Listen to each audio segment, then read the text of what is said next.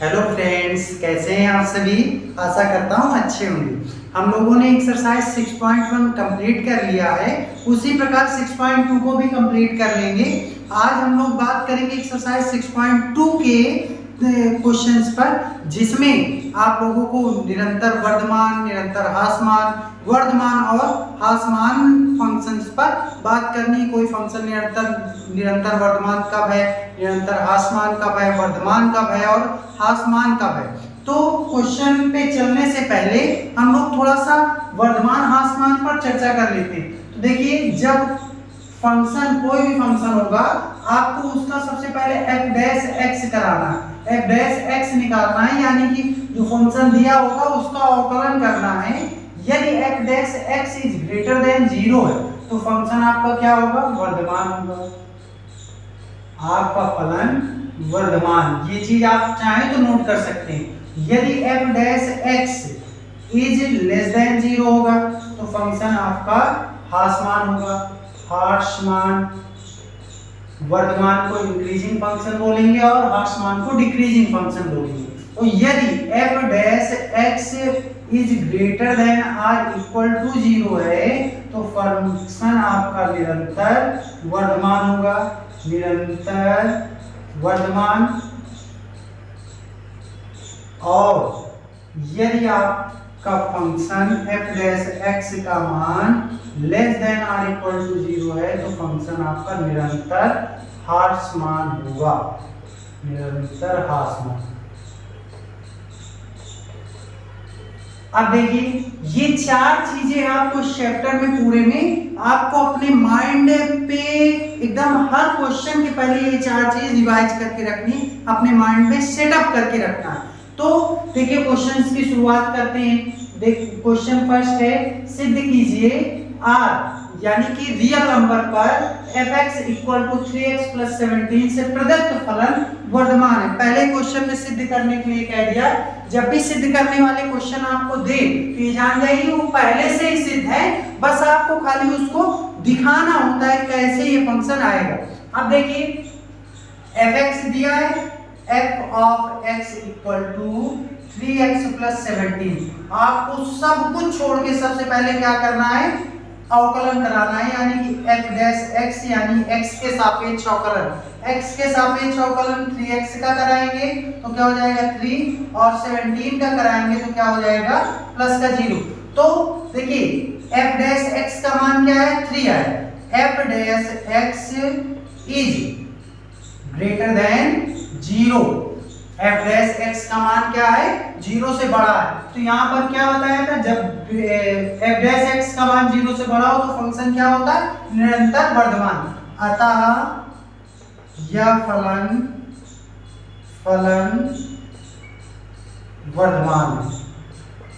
वर्धमान है। बस ये बात आपको लिख के नीचे लिख देना 2। यहीं से ये क्वेश्चन कंप्लीट, बस इतना सा था, आपको यही करना था इसमें। इसके बाद क्वेश्चन नंबर 2 देखते हैं। क्वेश्चन नंबर 2 है, सिद्ध कीजिए r पर fx इक्वल टू e की पावर 2x से प्रदत्त फलन वर्धमान है। फंक्शन क्या दिया है क्वेश्चन नंबर 2 में दिया हुआ है f of x equal to e की पावर 2x, e की पावर 2x, और किस पर चेक करना है, रियल नंबर पर। तो देखिए, f डैश x आप निकालेंगे, f डैश x जब निकालेंगे तो e की पावर x का क्या होता है, e की पावर x ही होता है, और यहाँ पर चैन रूल लगेगा। 2x का फिर से कराएंगे, 2x का कराएंगे तो क्या आ जाएगा 2, यानी कि f डैश x का मान आया 2 की पावर 2 इंटू e की power 2x।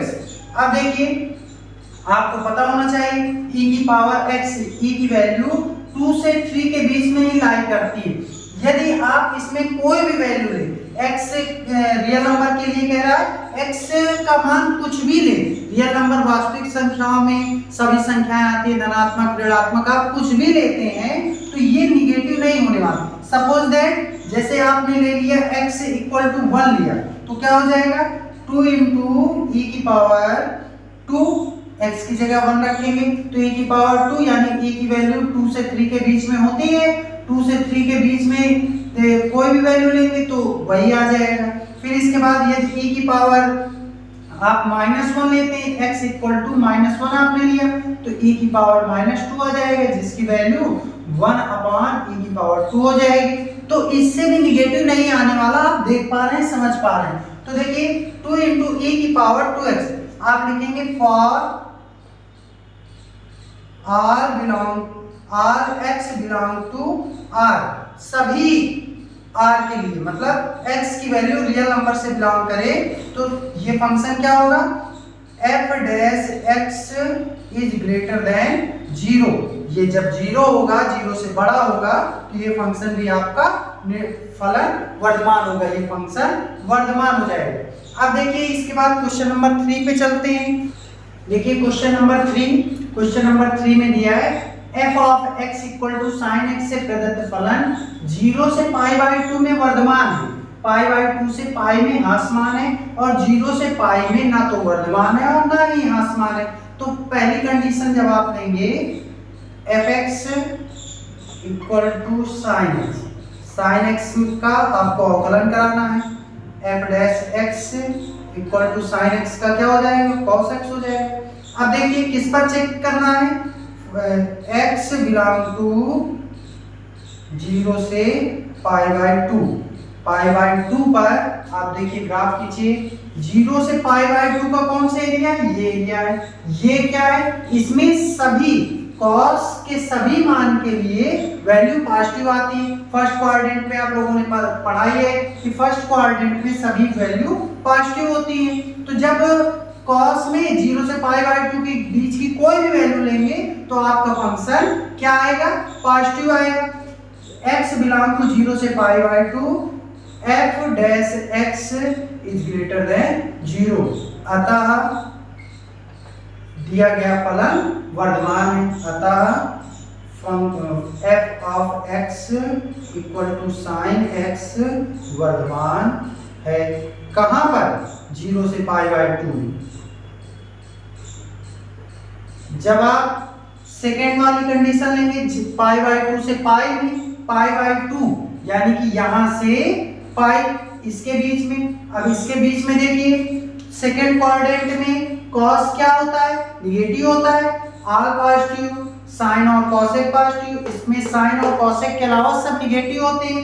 All positive, sign और cosec पॉजिटिव, इसमें tan और cot पॉजिटिव, इसमें cos और sec पॉजिटिव होता है। तो देखिए सेकंड क्वाड्रेंट में जब बात करेंगे, यहाँ सेकंड क्वाड्रेंट में आ जाएंगे तो आप क्या देख पा रहे हैं, यहाँ cos निगेटिव है।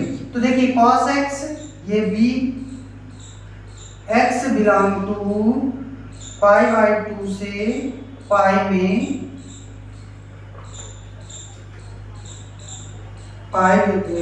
π/2 से pi f dash x is less than 0, अतः f of x equal to sine x ह्रासमान यानी कि डिक्रीजिंग फंक्शन है, और 0 से π/2 में क्या है, इंक्रीजिंग फंक्शन है। 0 से पाई में, 0 और पाई में आप लोगों को पता है cos की वैल्यू 0 होती है। हम लोगों ने पढ़ रखा है 0 और पाई में cos की वैल्यू क्या होती है, 0 होती है। इसलिए 0 से पाई में ना तो वर्धमान होगा और ना ही ह्रासमान होगा। आप ये एक कंडीशन, उन 4 कंडीशंस के साथ नोट कर लीजिएगा। यदि f डैश x का मान 0 आता है तो फलन ना ही वर्धमान होगा ना ही ह्रासमान होगा। 0 पर फलन की वैल्यू ना ही वर्धमान होगी ना ही ह्रासमान। आप इसमें नोट कर लेंगे, लिखेंगे x बिलोंग टू 0 से π/2 में ना तो फलन वर्धमान है ना ही ह्रासमान है। क्यों? क्योंकि उसमें cos की वैल्यू 0 होती है।